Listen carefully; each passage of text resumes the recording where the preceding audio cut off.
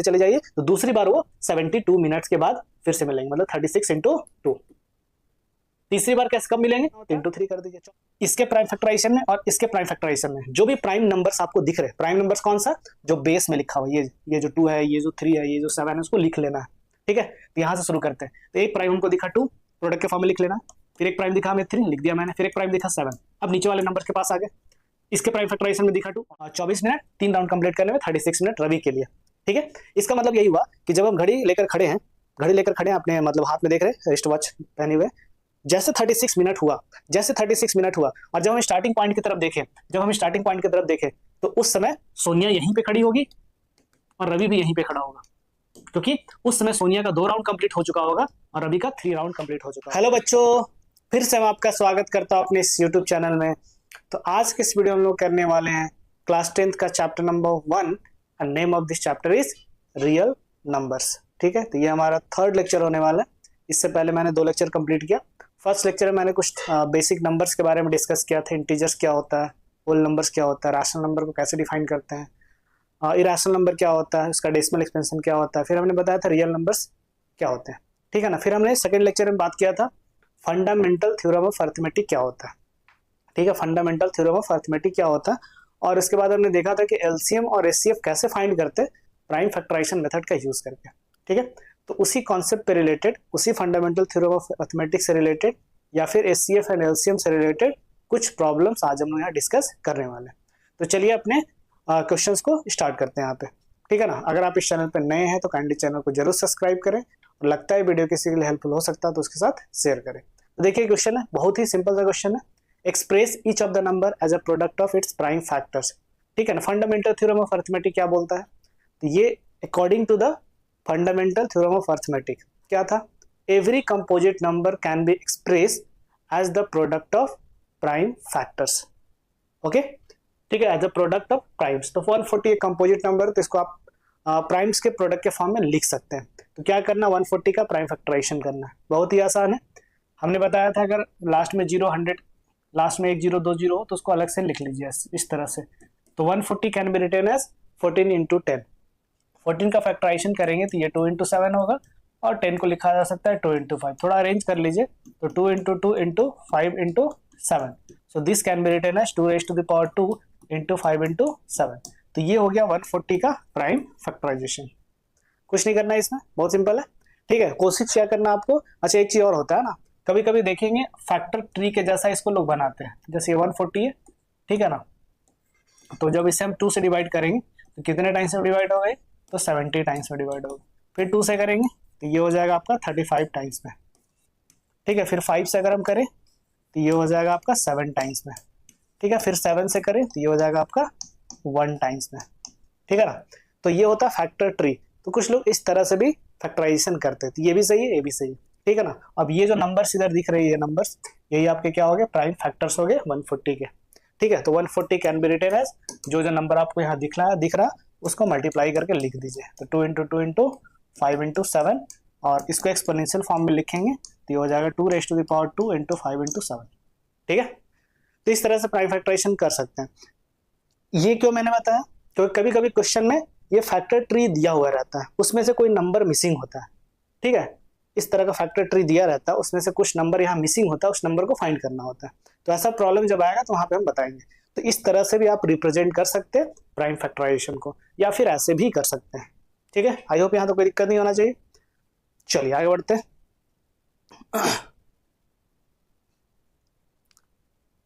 Next question, find the LCM and HCF of the following pair of integers and verify that LCM into HCF equals to product of 2 numbers.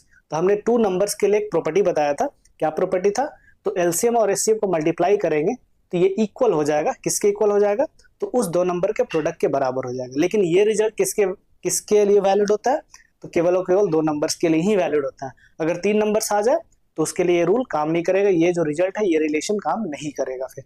ठीक है ना, तो हमें क्या करना है, एचसीएफ फाइंड करना है, एलसीएम फाइंड करना है।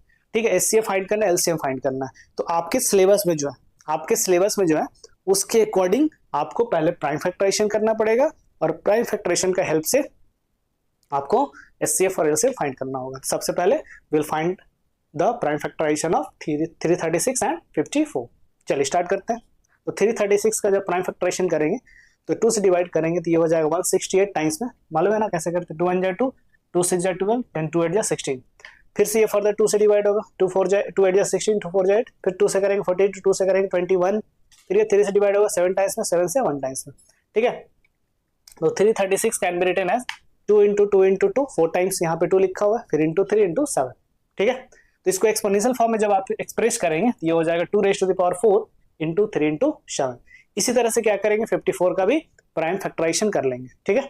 तो 54 का प्राइम फैक्टराइजेशन करेंगे तो ये हो जाएगा 2 टाइम्स में, 2 से डिवाइड करेंगे 27 टाइम्स में, 3 से करेंगे 9 टाइम्स में, फिर 3 से करेंगे 3 टाइम्स में, फिर 3 से करेंगे 1 टाइम्स में, ठीक है। और जब इसी को एक्सपोनेंशियल फॉर्म में लिखेंगे तो ये हो जाएगा 2 into 3 raised to the power 3, क्योंकि 3 यहाँ 3 जो है 3 टाइम्स आ रहा, ठीक है। तो this can be written as 2 into 3 raised to the power 3, ठीक है। यहां तक आपको कर लेना है, ठीक है। यहां तक आई होप कोई दिक्कत इसमें किसी को नहीं होना चाहिए। प्राइम फैक्टराइजेशन सबको आता है, प्राइम फैक्टराइजेशन कर लेना है, उसके बाद एक्सपोनेंशियल फॉर्म में एक्सप्रेस कर लेना, क्योंकि जब हम एलसीएम निकालेंगे या जब एचसीएफ निकालेंगे तो एक्सपोनेंशियल फॉर्म जो होता है उसका यूज करते हैं। कैसे यूज करते हैं, कैसे सोचते हैं, तो देखिए क्या करना होता है, आपको एलसीएम निकालना है, ठीक है। एलसीएम निकालना है, मान लीजिए आपको एलसीएम निकालना है, ठीक है, एलसीएम निकालना है, तो क्या करना होता है, इसके प्राइम फैक्टराइजेशन में और इसके प्राइम फैक्टराइजेशन में जो भी प्राइम नंबर्स आपको दिख रहे हैं, प्राइम नंबर्स कौन सा, जो बेस में लिखा हुआ है, ये जो 2 है, ये जो 3 है, ये जो 7 है, उसको लिख लेना है, ठीक है। तो यहां से शुरू करते हैं। तो एक प्राइम हमको दिखा 2, प्रोडक्ट के फॉर्म में लिख लेना, फिर एक प्राइम दिखा हमें 3, लिख दिया मैंने, फिर एक प्राइम दिखा 7। अब नीचे वाले नंबर के पास आ गए, इसके प्राइम फैक्टराइजेशन में दिखा 2, ऑलरेडी हम लिख चुके, दो बार दोबारा नहीं लिखना। 3 दिखा, वो भी हमने लिख दिया, ठीक है, कोई दिक्कत नहीं आता। तो जितने डिफरेंट प्राइम फैक्टर्स आपको दिख रहे हैं उसको लिख लेना है, प्रोडक्ट के फॉर्म में लिख लिया। अब क्या करें, अब क्या करें इसके बाद, तो इसके बाद क्या करना होता है आपको, 2 का पावर में हमें कुछ लिखना है, 2 का पावर कुछ लेना है, यहाँ 3 का पावर कुछ लेना है, और यहाँ 7 के पावर में कुछ हमें लिखना है, कुछ मतलब क्या लेना है, ठीक है। तो इसके प्राइम फैक्टराइजेशन में भी 2 आ रहा, 3 आ रहा, 7 आ रहा, और इसके प्राइम फैक्टराइजेशन में क्या आ रहा है, 2 आ रहा, 3 आ रहा, ठीक है। तो यहाँ पे अगर हम 2 का पावर का बात करें पहले वाले नंबर के लिए 336 के लिए, तो 2 का पावर है 4, पावर हम बस लिख रहे हैं, और यहाँ 2 का पावर है 1। जब आप एलसीएम निकालते, ध्यान सुनेंगे, जब आप एलसीएम निकालेंगे तो हाईएस्ट वाला पावर यहाँ लिखेंगे एलसीएम में। तो यहाँ जो बॉक्स हमने बनाया था 2 का पावर के लिए, यहाँ पे 4 और 1 में जो हाईएस्ट होगा वही लिख देंगे। तो कौन सा हाईएस्ट है, ऑब्वियसली 4 होगा, ठीक है। तो यहाँ पे हमने 4 लिख दिया, ठीक है। तो इसके पावर में हमने क्या लिख दिया, 4 लिख दिया। उसी तरह 3 के लिए चेक करेंगे, उसको हटा देते हैं अभी। 3 के लिए, तो 3 का पावर यहाँ पे देखें तो 1 है, ठीक है, 3 का पावर यहाँ पे 1 है, और यहाँ पे 3 का पावर 3 है। तो 1 और 3 में बड़ा कौन हुआ, तो 1 और 3 में बड़ा हुआ 3। तो 3 का पावर में लिखेंगे 3, बड़ा वाला पावर ही कंसिडर करना होता है, ठीक है। 7 के लिए देखते हैं, तो 7 का पावर यहाँ पे 1 है, और यहाँ पे 7 तो है ही नहीं, तो 7 को आप ऐसे अज्यूम कर सकते हैं, यहाँ पे 7 टू द पावर 0 लिखा हुआ है, 7 टू द पावर 0 का वैल्यू होता है 1, तो 1 मल्टीप्लाई करने से इस नंबर में कोई फर्क नहीं पड़ेगा। तो आप ऐसे सोच सकते हैं, यहाँ पे 0 है, तो 1 और 0 में बड़ा कौन हुआ, तो पावर में 7 का पावर में क्या लगा देना 1। मतलब अगर 3 नंबर होता तो तीनों नंबर्स के लिए तीनों नंबर्स में जिस जगह पे प्राइम फैक्टर का हाईएस्ट पावर होगा वो एलसीएम में आ जाता है, और एचसीएफ में क्या होगा, लोएस्ट वाला पावर आ जाएगा, ठीक है। अब इसको सॉल्व कर लेना, आपको आंसर मिल जाएगा, ठीक है ना। 2 raised to the power 3 16 होता है, ये हो जाएगा 27 इंटू 7। जब इसको मल्टीप्लाई करेंगे जो आंसर आएगा वही आपका हो जाएगा एलसीएम, ठीक है। आई होप यहाँ तक कोई दिक्कत नहीं होना चाहिए, ठीक है। चलिए अब बात करते हैं एचसीएफ। तो एचसीएफ कैसे निकालते हैं, तो एचसीएफ के लिए करेंगे क्या, सबसे पहले कॉमन फैक्टर्स, क्या लेंगे, common prime factors, common prime factor. LCM में कॉमन नहीं ले रहे थे, लेकिन एचसीएफ में क्या करेंगे, कॉमन प्राइम फैक्टर्स को ही लिखेंगे यहाँ पे। तो कॉमन कौन दिखा हमें, तो कॉमन यहाँ पे 2 दिखा, यहाँ भी 2 है, लिख देंगे कॉमन वाले को एक बार, फिर 3 दिखा तो वो भी लिख देंगे, ठीक है, प्रोडक्ट के फॉर्म में। अब इसका पावर भी हमें लिखना है, पावर भी हमें कुछ लिखना है। तो पावर क्या लिखेंगे, तो जो लोवेस्ट वाला पावर होगा, जहां भी लोवेस्ट पावर होगा, जहां भी लोवेस्ट पावर आपको दिखेगा 2 का, वही वाला कंसिडर करना होता है यहाँ पे। तो यहाँ पे 2 का पावर है 4, यहाँ पे 2 का पावर है 1, तो 1 वाला लोवेस्ट वाला लेंगे। यहाँ पे 3 का पावर अगर हम देखें तो 1 है, और यहाँ पे 3 का पावर है 3, तो 1 और 3 में लोएस्ट कौन हुआ, तो ये हुआ 1, ठीक है। मल्टीप्लाई कर देंगे तो ये हो जाएगा 6 एचसीएफ, ठीक है, कोई दिक्कत नहीं यहाँ तक। चलिए तो इसको आप लिख लेंगे, अब एक चीज और क्या करना था आपको, वेरीफाई करना था। क्या वेरीफाई करना था, LCM into HCF equals to product of numbers. तो एलसीएम और एचसीएफ को जब मल्टीप्लाई करेंगे तो एलसीएम आपका आया था कितना 3024, इसको मल्टीप्लाई करेंगे एचसीएफ से तो 3024 इंटू 6 करेंगे तो ये निकल के आ जाता है 18,144। आप चेक कर लीजिएगा मल्टीप्लाई करके। और जब दो नंबर को मल्टीप्लाई करेंगे तो क्या आएगा, तो प्रोडक्ट ऑफ नंबर्स फाइंड करते हैं तो 336 और 54 को मल्टीप्लाई करेंगे तो ये क्या आ जाएगा, अगेन 18,144 ही आएगा। मतलब ये जो रिजल्ट है ये वेरीफाई हो गया। आप मल्टीप्लाई करके देखेंगे, ठीक है ना। अगर गलत आ रहा, अगर प्रोडक्ट सेम नहीं आ रहा, मतलब आपने कहीं कोई कैलकुलेशन मिस्टेक किया है, ठीक है, कोई दिक्कत नहीं आता। चलिए करते हैं नेक्स्ट क्वेश्चन। तो इस तरह से हमारा वेरीफाई हो गया LCM into HCF equals to product of two numbers, ठीक है। चलिए next question, find the LCM and HCF the following integers by applying the prime factorization method. यहाँ पे 3 नंबर्स आ गए। कितने नंबर्स आ गए, 3 नंबर्स आ गए। और इसी 3 नंबर का यूज करके मैं एलसीएम निकालना और एचसीएफ निकालना बहुत ही आसान है।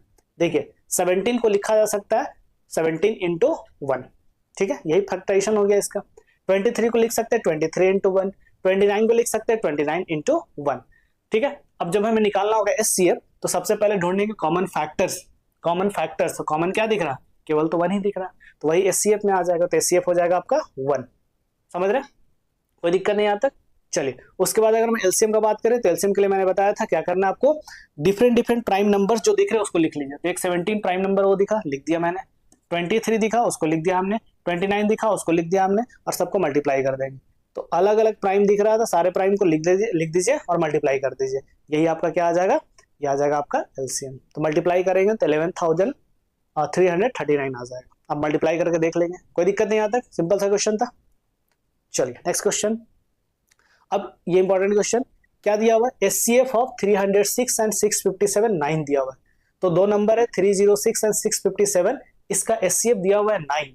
तो हमें क्या निकालना है, इसका एलसीएम फाइंड करना है। तो जो हमने रिजल्ट जो हमने रिजल्ट को वेरीफाई किया था, कौन सा रिजल्ट, तो HCF into LCM is equal to product of 2 numbers, उसी का यूज करेंगे। तो लिखते हैं एचसीएफ ऑफ 306 एंड 657 इंटू, ठीक है, इसको ऐसे समझ ले थोड़ा। देखिए HCF into LCM is equal to product of numbers. Product of numbers मतलब दो नंबर कौन कौन है, तो 306 इंटू 657। और इस क्वेश्चन में एचसीएफ का वैल्यू दिया हुआ 9, ठीक है, कोई दिक्कत नहीं है। हमें एक रिलेशन मालूम है, HCF of 2 numbers A and B into LCM of 2 numbers A into B equals to A into B, that is product of numbers. तो यहां से अगर हम एलसीएम निकालना चाहें तो क्या हो जाएगा, देखिए एलसीएम अगर निकालना चाहें तो ये जो एचसीएफ है उसको क्या करेंगे, उस तरफ ले जाकर डिवाइड कर देंगे। तो बस लिख देना, यूज कर देना, इस रिलेशन को सॉल्व कर लेना, ठीक है। तो एलसीएम हो जाएगा, एलसीएम इक्वल्स टू हो जाएगा 306 इंटू 657, और ये जो एचसीएफ है उसको उस तरफ ले जाकर डिवाइड कर देना, ठीक है। और एचसीएफ क्वेश्चन में दिया हुआ था 9, ठीक है। तो ये 9 से डिवाइड हो जाएगा इसलिए, तो 9 से जब आप कट करेंगे तो या 3 से कट कर ले, 3 1 जा 3, 3 3 जा 9, और यहाँ 3 10 जा 30, 3 2 जा 6, ठीक है, कोई दिक्कत नहीं है। अब 3 से कट करेंगे अगेन इसको, 3 3 जा 9, 3 4 जा 12, ठीक है। तो 34 इंटू 657 मल्टीप्लाई करेंगे तो ये आ जाएगा 22,338। आप मल्टीप्लाई करके कैलकुलेट करके इसको देख लेंगे, ठीक है ना, कोई दिक्कत नहीं आता। चलिए अब एक क्वेश्चन है, there is a circular path around a sport field, ठीक है। एक सर्कुलर पाथ है स्पोर्ट फील्ड के चारों ओर, देखिए स्पोर्ट फील्ड है ये, है ना। अब ये क्या सर्कुलर है, सर्कुलर पाथ है ये। Sonia takes 18 minutes to drive 1 round of the field. Sonia जो है एक चक्कर लगाने में 18 मिनट का समय लेती है, ठीक है। जबकि रवि जो है उसी फील्ड को एक चक्कर लगाने में कितना मिनट लेती है, तो वो लेती है 12 मिनट, ठीक है। तो सोनिया का अगर हम बात करें तो 18 मिनट में एक राउंड कंप्लीट करती है, ठीक है ना। दूसरा राउंड के लिए वो 36 मिनट लेगी, तीसरे राउंड के लिए 54 मिनट्स लेगी, इस तरह से कंटिन्यू होता चला जाएगा, ठीक है, कोई दिक्कत नहीं है।